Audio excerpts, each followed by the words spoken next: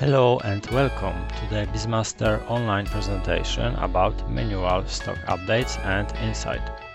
In a separate video we showed how to use purchase invoices and sale invoices to automatically update stock levels, and now we'll see how we can simply go into any item, for example cheesecake,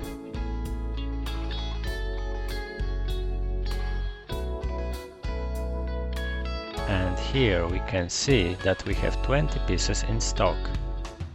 The stock levels are also visible while we are issuing invoices. Another way to see the stock level is to click here.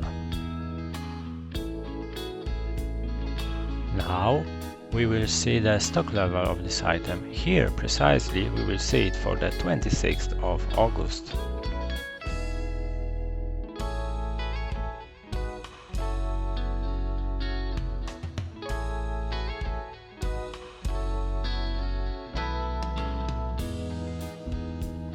So the cheesecake is here and it is 20 pieces indeed. However, as we have shown already in other videos, we can select a date for which we want to print the stock levels, and we will get the historical levels for that date. Let's show here in this video how to update stock level as well. I can simply enter it here, as simple as that. If I enter 200 and press enter, or click here, or press Ctrl S. Now I'll open it again and I have 200 pieces. I can also enter it into this field.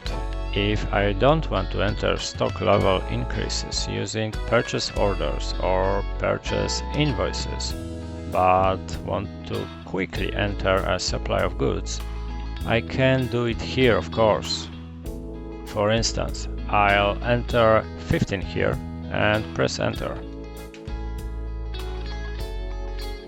And here I have 215 pieces. Thank you so much for watching, and please register on the Bizmaster Online site.